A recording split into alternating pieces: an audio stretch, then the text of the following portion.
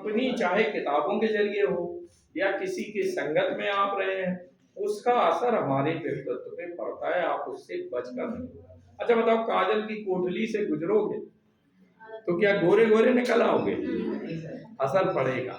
ऐसी अगर गोरे लोगों की संगत में रहोगे तो आप पे असर पड़ेगा। आप बगैर प्रभाव के अछूते नहीं रह सकते। ठीक है। तो गांधी जी 1915 में आए। गांधी जी के राजनीतिक गुरु कौन थे भाई?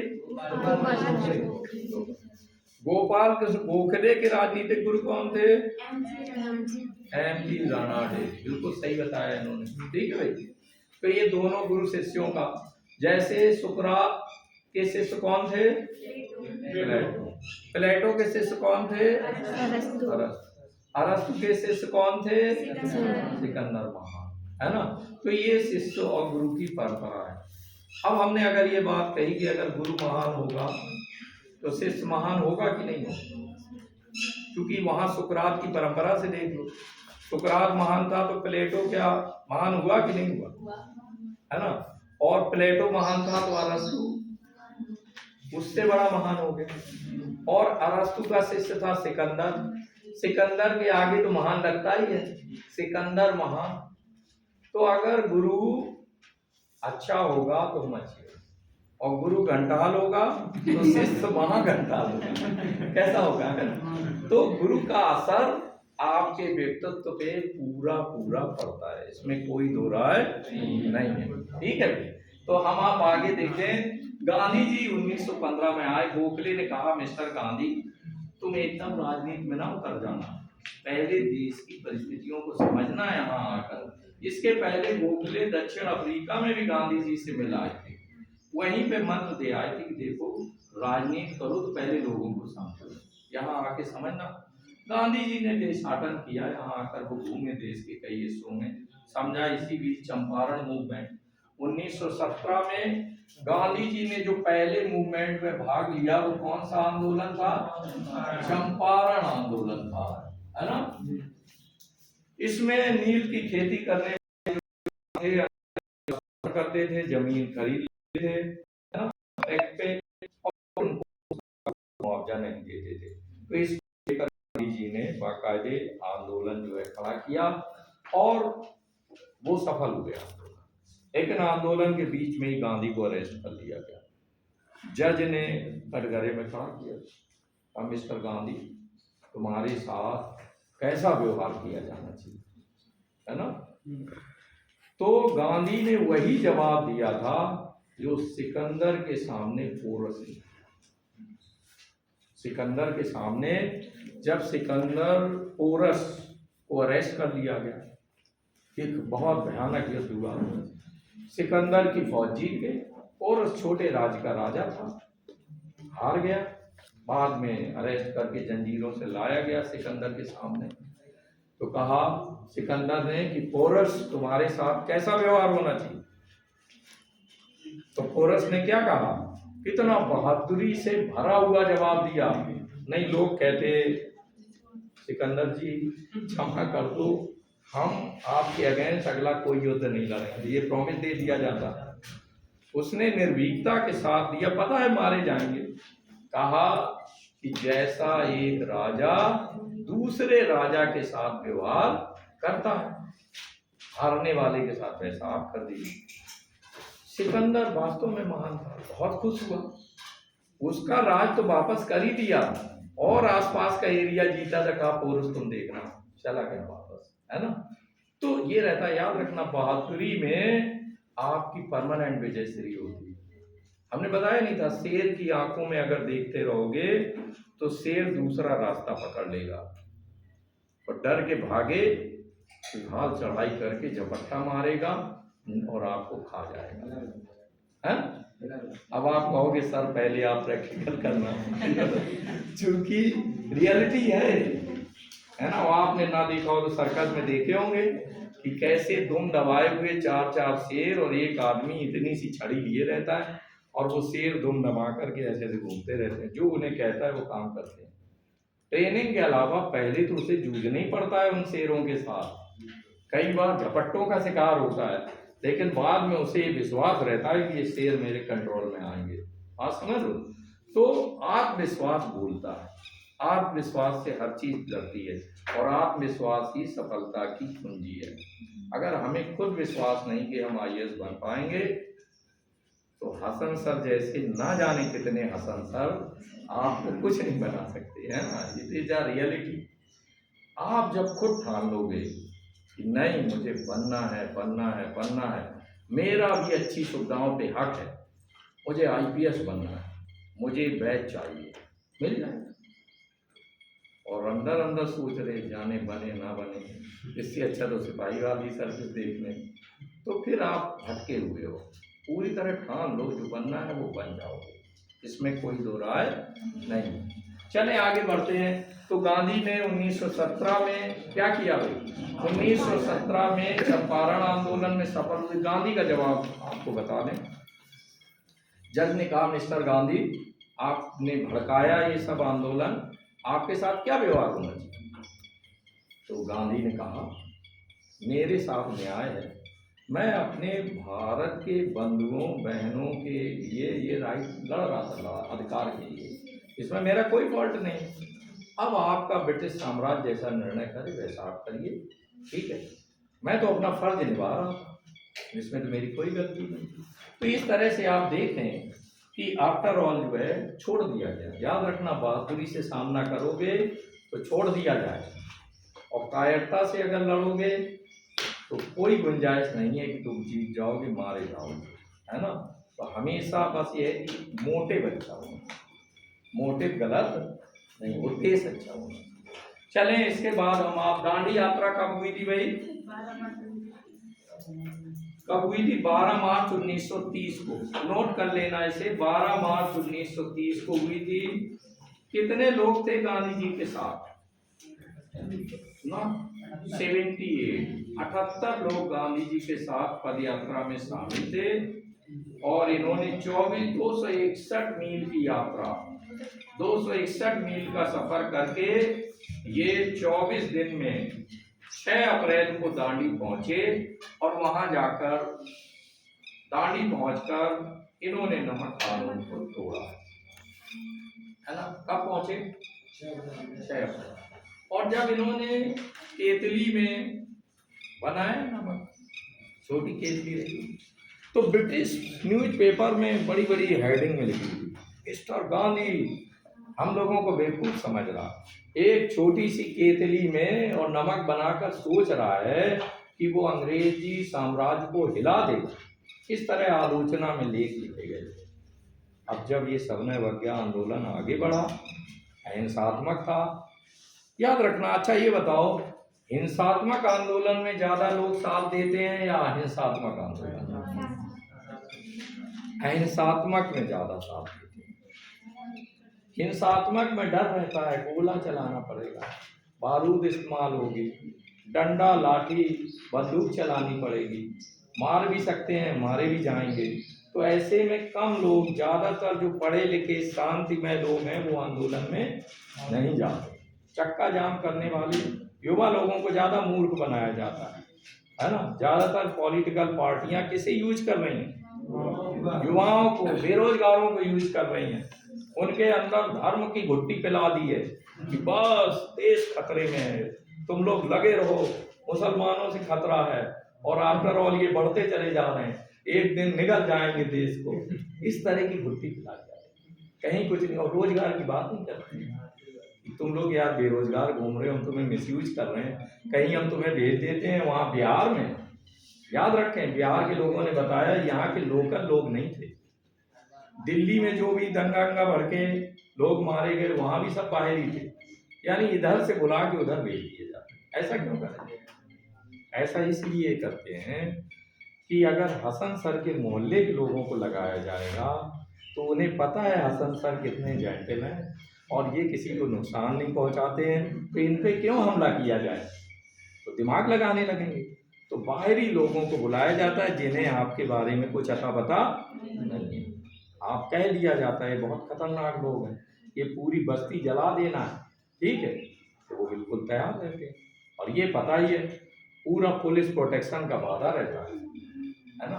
जैसे अभी आपने देखा वो अतीक अहमद उन दो को उड़ा दिया, बाकी पुलिस 17 लोग थे, देखते रहे। बाद में जब मार दिया तो कहा आत्मसमर्पण, आराम से गोली वोली नहीं चलाई पुलिस ने, पकड़ा साइड में नहीं अरेस्ट कर लिया। ठीक है, इस तरह से इसमें क्या होता है कि कहीं ना कहीं जो पॉलिटिकल एजेंसी है उसका समर्थन अपराधियों को मिला हुआ है, अन्यथा इस तरह का दुस्साहस लोग नहीं करते। चलिए आगे बढ़ते। इसके माने याद रखना कि मैं कोई अतीक अहमद का साथी नहीं हूँ ना मेरा उसके साथ कोई सिंपैथी है। मैं रूल ऑफ लॉ को मानने वाला हूँ, कानून का शासन। क्योंकि वो कानून के प्रोटेक्शन में थे दो लोग, तो उनकी अभिरक्षा की जानी चाहिए। नहीं तो हम ठेंगा दिखा रहे हैं कानून के शासन को, है ना, कि व्यक्ति फिर असुरक्षित महसूस करेगा कि इतने सारे लोगों से घिरे हुए लोगों को जब मार देंगे तो हम सड़क पे चलने वाले कैसे सुरक्षित हैं। तो वो एक गलत मैसेज है ना। आगे बढ़ते, दांडी यात्रा हो गई। तो इसमें बाद में क्या हुआ कि फिर जब गांधी जी ने हिला दिया अंग्रेजों को, तब कहा अरे ये नंगा फकीर और डेंजरस है भाई, ये तो एकदम आंदोलन खड़ा कर देता है। चल पड़े दो डगमग में, चल पड़े कोट पर उसी। गांधी क्या था, हाड़ मांस का था, डंडा लिए टुकड़ टुकड़ चलता था। अब चूंकि नियत साफ थी तो इसलिए आप देखें लाखों करोड़ों लोग उसके पीछे चले, है ना, क्योंकि उसका अपना मोटिव तो था। बताओ क्या उसे राष्ट्रपति बनना या बच्चों को बनवाना? मोटिव उसका नहीं था, देश प्रेम था। तो इसलिए सारे जो देश प्रेम वाले लोग थे वो सब उसके साथ जुड़ गए थे। ठीक है, आगे बढ़े। प्रथम गोलमेज सम्मेलन, तिथि लिख लो जल्दी, अगर याद है तो बता दो। प्रथम गोलमेज सम्मेलन 12 दिसंबर 1930 से 19 जनवरी 1931 तक प्रथम गोलमेज सम्मेलन चला। 12 दिसंबर 1930 से और 19 जनवरी 1931 तक। इसका उद्घाटन जॉर्ज पंचम ने किया था, जो वहां के सम्राट थे जॉर्ज पंचम। जॉर्ज पंचम ने उद्घाटन किया था तथा अध्यक्षता इंग्लैंड के प्रधानमंत्री रैमजे मैकडोनाल्ड ने की अध्यक्षता। और भी ये क्यों नहीं उधर वाला भी चला, रैमजे मैकडोनाल्ड। अच्छा आवाज नहीं जाती होगी है। रैमजे मैकडोनाल्ड ने जो है रैमजे मैकडोनाल्ड ने अध्यक्षता की। अच्छा नेक्स्ट है गांधी इरविन पैक्ट कब हुआ? गांधी इरविन पैक्ट लिखो 5 मार्च 1931 ईस्वी को हुआ। तिथि लिख लो जल्दी से, 5 मार्च 1931 को गांधी इरविन समझौता हुआ, जिसमें तेज बहादुर सप्रू और डॉक्टर जयकर का बड़ा योगदान रहा। जिसमें तेज बहादुर सप्रू तथा डॉक्टर जयकर का महत्वपूर्ण योगदान रहा। अच्छा, इसी के बाद ये भी याद रखना है गांधी इरविन जो समझौता हुआ, इसके बाद सविनय अवज्ञा आंदोलन स्थगित कर दिया, गांधी जी ने वापस दे दिया। फिर लिख लो द्वितीय गोलमेज सम्मेलन, ये 7 सितंबर से 1 दिसंबर 1931 तक चला। 7 सितंबर से 1 दिसंबर 1931 तक दूसरा गोलमेज सम्मेलन हुआ। इसमें कांग्रेस के प्रतिनिधि के रूप में गांधी जी ने भाग लिया।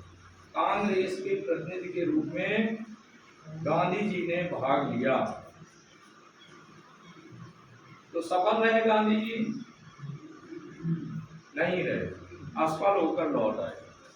वजह क्या वजह रही कि गांधी जी चाहते थे कि सभी लोग मिलजुल करके रहें, देश का बंटवारा ना हो, हर जन आबादी भी हिंदुओं के साथ मिल करके रहे, लेकिन वहां ऐसा हो नहीं पाया। डॉक्टर भीमराव अम्बेडकर जी भी थे वहां पर दूसरे गोलमेज सम्मेलन में, जो बाकायदे चाह रहे थे कि अंग्रेज अगला अधिनियम जो 1935 का भारत शासन अधिनियम बनाए तो उसमें हरिजनों के लिए बाकायदे रिजर्वेशन का प्रावधान किया जाए और अगर देश को छोड़े तो बाकायदे आरक्षण की व्यवस्था करके छोड़े। ठीक है। दूसरी तरफ मोहम्मद अली जिन्ना था जो ये चाह रहा था कि अलग पाकिस्तान बनाया जाए या हमें अलग तरीके से वोटिंग का राइट दिया जाए। तो इन तमाम बातों को गांधी नहीं पसंद करे। गांधी एकता के समर्थक थे तो वो चाहते थे सारे लोग मिलजुल करके रहें। ठीक है। तो यहाँ पर लोग आए रैंडे मैकडोनाल्ड ने इस बात को माना नहीं। Gandhi ji back to Pavilion वापस आ गए। ठीक है भाई। फिर आते हैं तीसरा गोलमेज सम्मेलन। तीसरा जल्दी जल्दी लिखते जाओ। तीसरा गोलमेज सम्मेलन ये 17 नवंबर से 24 दिसंबर 1932 तक हुआ।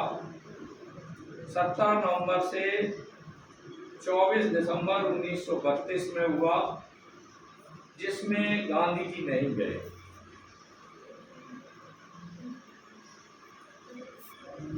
फिर क्वेश्चन आता है कमनल अवार्ड के ऊपर। कमनल अवार्ड नोट करें। यह सांप्रदायिक निर्णय रैंडे मैकडोनाल्ड ने 16 अगस्त 1932 को कमनल अवार्ड की घोषणा की। 16 अगस्त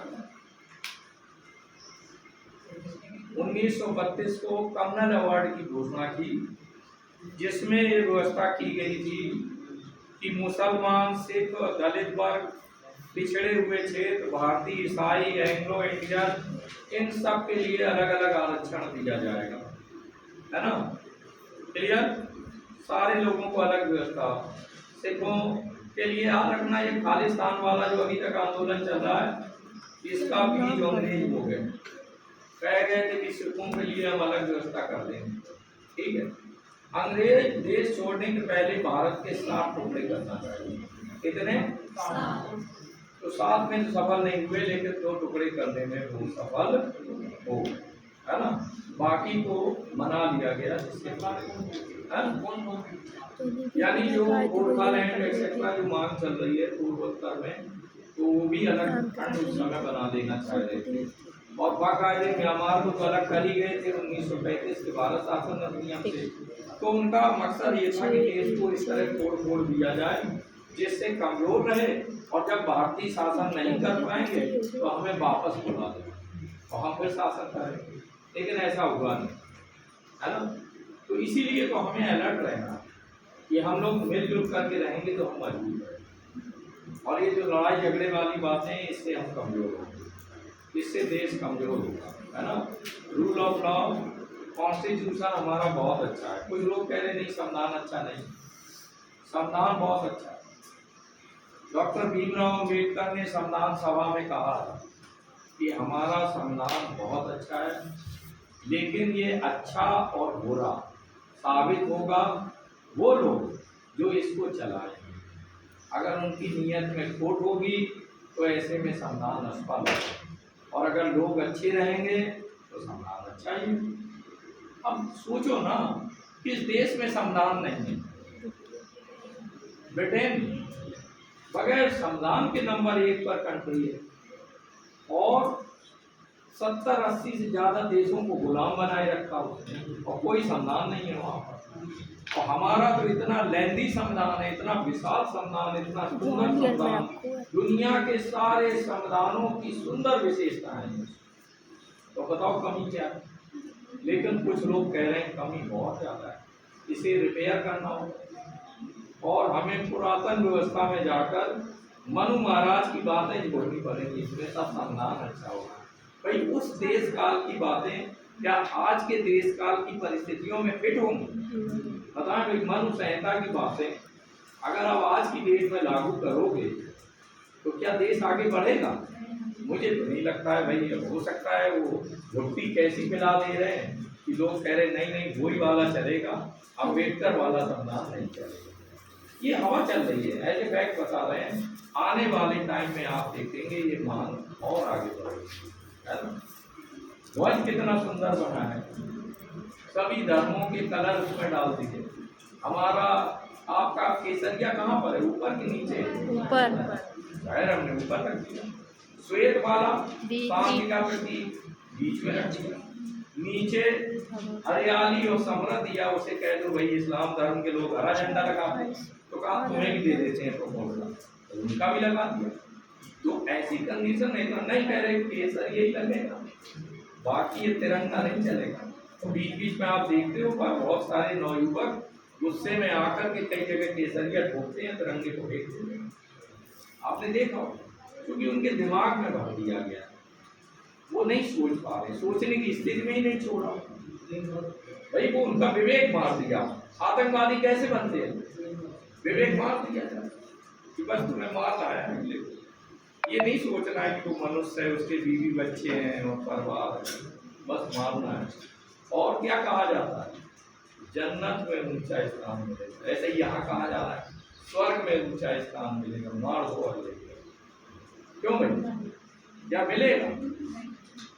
कुरान कहता है, कुरान सर अनुवाद पढ़ते हैं, गीता का भी अनुवाद पढ़ते हैं। कुरान में साफ साफ लिखा है कि अगर आपने किसी निहत्थे व्यक्ति की हत्या की विदाउट एनी कॉज, बिना किसी कारण के, तो संपूर्ण मानवता की हत्या का अपराध तुम्हारे ऊपर लगेगा। क्या कहा?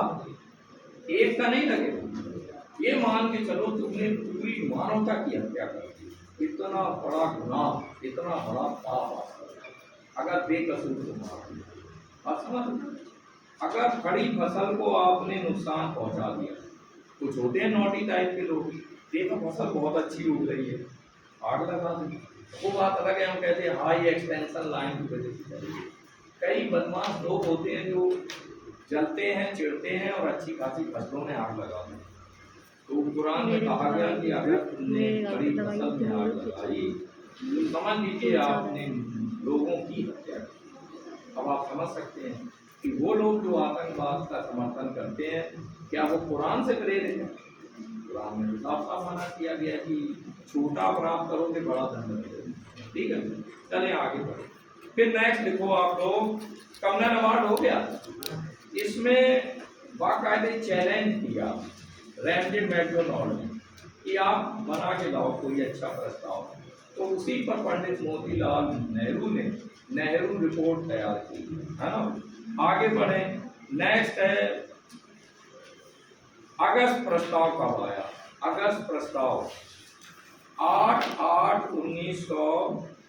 अगस्त 1940 में अगस्त प्रस्ताव गवर्नर जनरल लिन लिथगो ने, देखो जनरल लिन लिथगो, इसका नाम लिख लेना भाई, लिन लिथगो ने ये अगस्त प्रस्ताव जो है तैयार किया,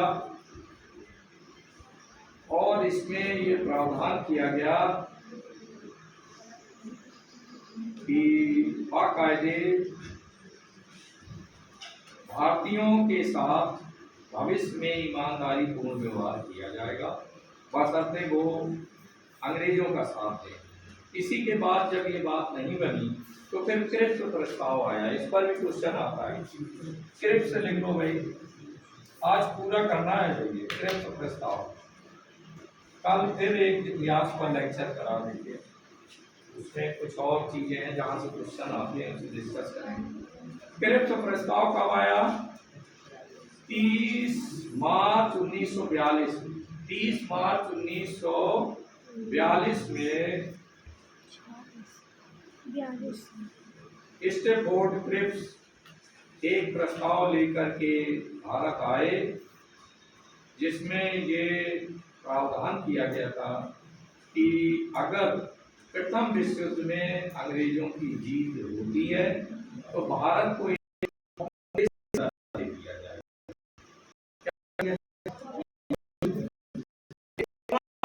बना जाएगा और दर्जा दे दिया जाएगा, है ना। ये की रक्षा इस पर नियंत्रण जो है अंग्रेजों का रहेगा और बाकी मामलों में आंतरिक स्वायत्तता भारतीयों को दे दी जाएगी। ठीक है। तो कांग्रेस और मुस्लिम लीग दोनों ने इसे अस्वीकार किया। ठीक है। और 10 अप्रैल 1942 को क्रिप्स मिशन वापस आया। 10 अप्रैल 1942। आप देखें ये क्रिप्स मिशन आया क्यों था? इसलिए आया था कि जापान तक जर्मनी और जापान ये बराबर बांध दे रहे थे। सिंगापुर, म्यांमार, बर्मा ये अंग्रेजों के हाथ से निकल गए थे। ठीक है। और जापानियों की फौज भारत की ओर बढ़ रही थी। तो अंग्रेजों को लगा कि अगर भारतीयों ने सहयोग नहीं किया और कहीं वो जापान के साथ मिल गए तो हमारे लोग भी मारे जाएंगे और इसके साथ हमारा साम्राज्य भी छिप जाएगा। तो ऐसी कंडीशन में क्रिप्स प्रस्ताव जो है वो आया था।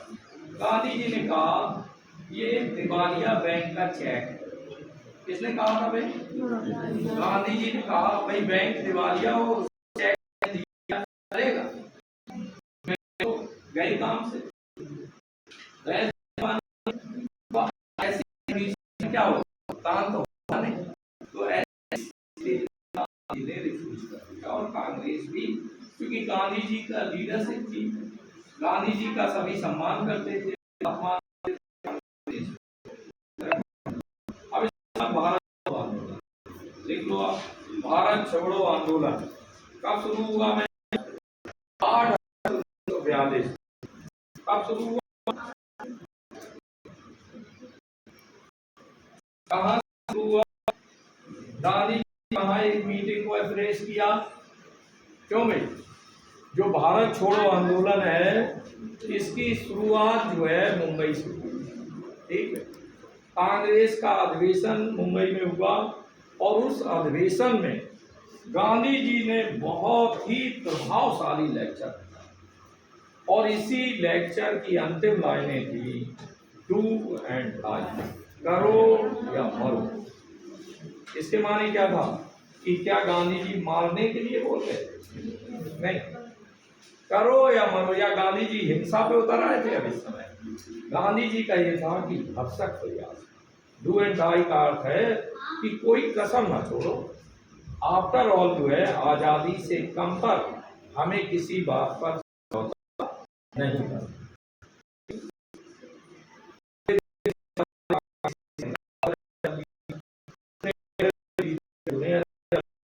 और आफ्टर ऑल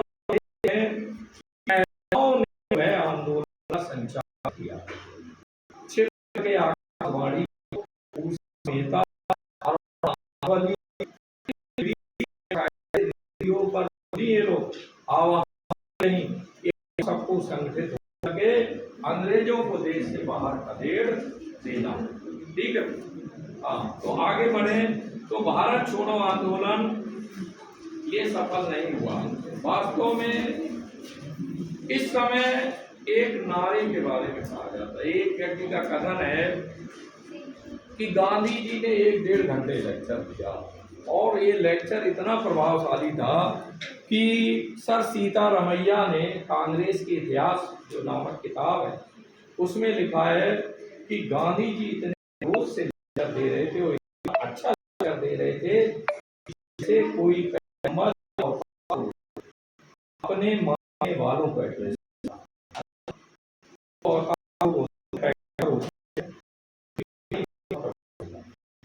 इसीलिए देखते हैं कि प्रभाव में लोग है ना। तो ऐसी कंडीशन में किसने कहा ये कि गांधी जी ऐसे बोल रहे थे जैसे कोई पैगंबर बोल रहा हो? सर सीतारमैया ने कांग्रेस की इतिहास में,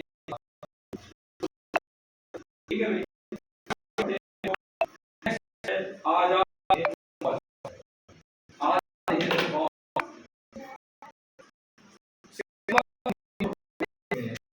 सितंबर 1942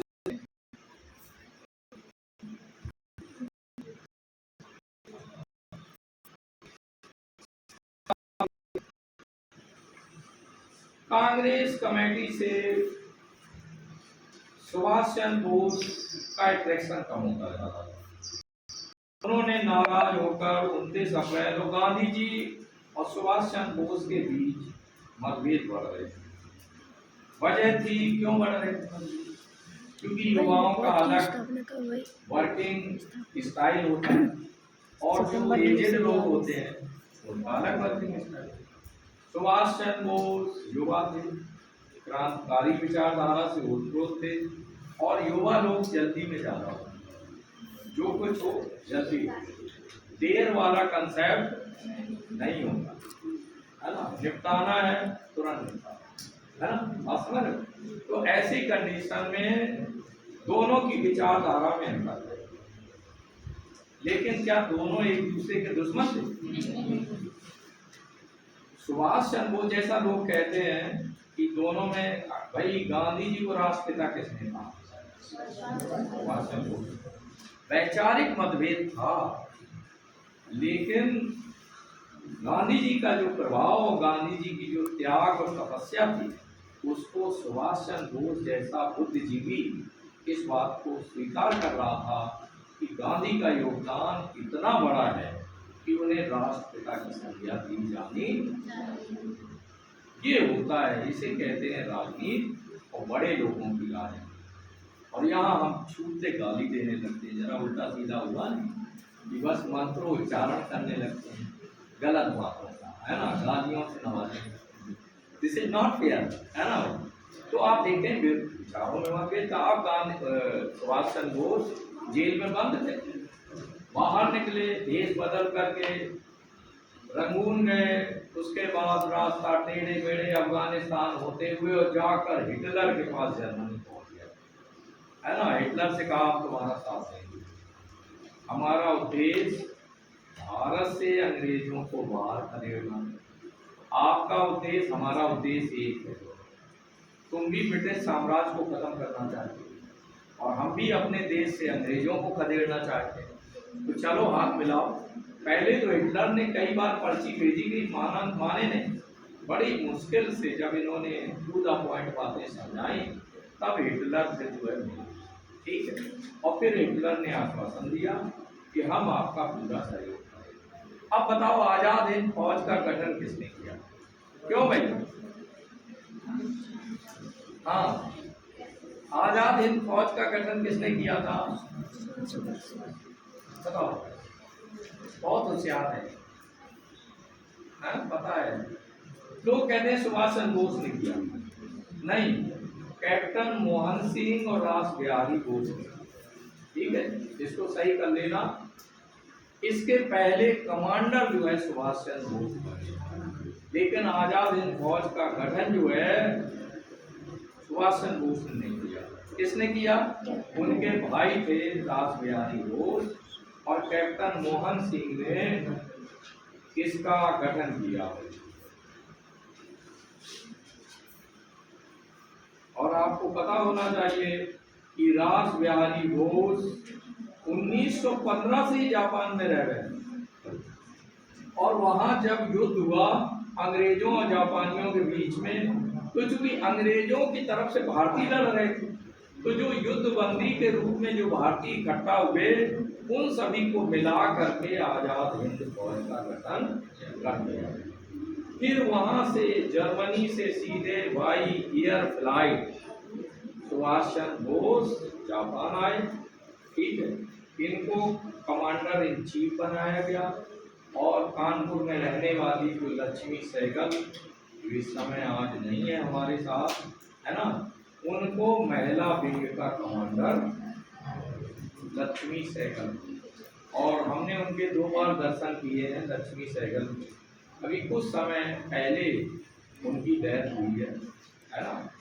और उनकी एक बेटी है जो वामपंथी, उसमें जो है आसफ अली करके उनका भी नाम है, सुभाषिनी अली, सॉरी। तो सुभाषिनी अली उनकी बेटी है जो अभी भी राजनीति में सक्रिय है, ठीक है। बहुत अच्छी वो थी, डॉक्टर थी, MBBS डॉक्टर, और देश प्रेम के तहत समझ लीजिए वहाँ गई हुई थी। उस समय कितनी जुझारू रही होंगी कि उन्होंने वहाँ पर जाकर के आजाद हिंद फौज में भर्ती हुई, है ना। हाँ, आगे बढ़े। तो पेशावर होते हुए वहां गए, ये सारा आपको क्लियर हो गया है ना। और नेक्स्ट आ जाए CR formula. CR formula time कितना हुआ अभी, चलने दो।